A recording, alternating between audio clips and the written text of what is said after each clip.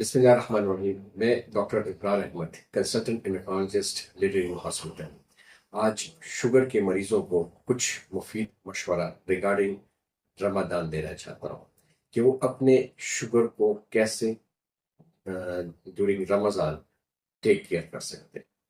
یعنی سب سے پہلے جو بھی پیشنٹ ہو، جو ڈائبیٹک ہو، جن کے شوگر کی دوائیاں ہوں، جو پرہیز پہ ہو، ان کو چاہیے کہ کم از کم 6 سے 8 ہفتے یا کم از کم 2 ہفتے پہلے اپنے ڈاکٹر سے رجوع کریں کہ ادھر وہ فٹ ہیں اس رمضان کے دنوں میں روزے رکھنے کے لیے یا نہیں.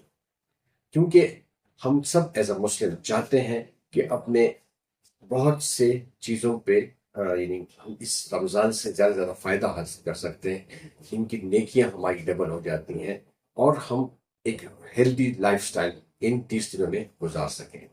سب سے پہلے اگر آپ ڈاکٹر کے ساتھ جائیں تو اپنی دوائیوں کو بتائیں کہ بے دوائیاں کیسے لوں، وہ کس ٹائم، یہ مشورہ کرنا ضروری ہوتا ہے.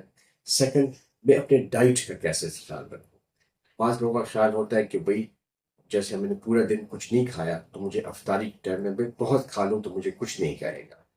یہ جو کھانا جو ہم لوگ یوزولی اپنے افطار میں کھاتے ہیں، اس کے بارے میں ان سے مشورہ لیں. دوسرا، بعض لوگ یہ کہتے ہیں کہ بھئی ہم سحری کے سکپ کریں تو اس کے ساتھ فائدہ ہوگا ہمیں کہ بھئی ہم ہمارا روزہ اور ہمارا شوگر کنٹرول رہے گا.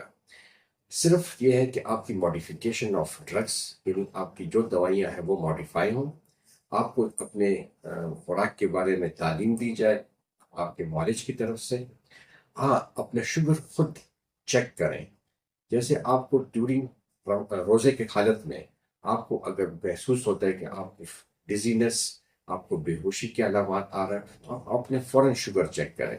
یوزولی ہم لوگ نہیں کرتے، ہم کہتے ہیں یار 1-2 گھنٹے گزر جائیں گے، لیکن اسی میں بندہ خراب ہوتا ہے.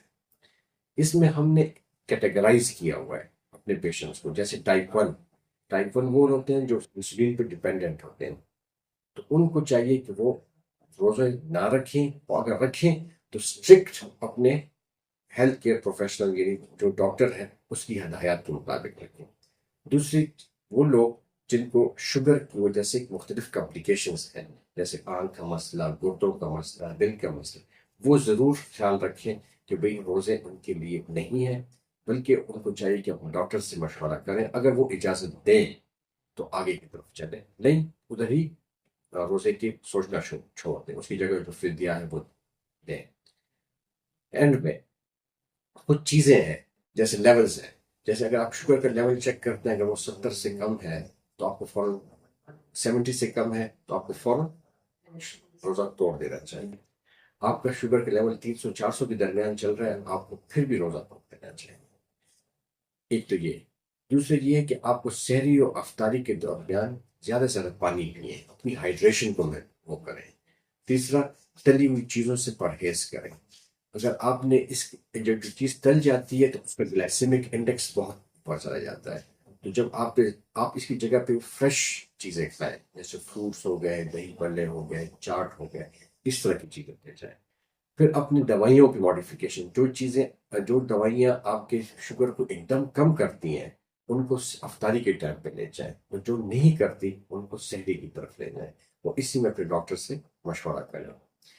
آخر میں بعض چیزیں ہوتی ہیں کہ آپ اگر شوگر ڈیورنگ رمضان روزے کے درمیان آپ جیسے شوگر چیک کرتے ہیں آپ کا روزہ ٹوٹ جائے گا، ایسی کوئی بات نہیں ہے.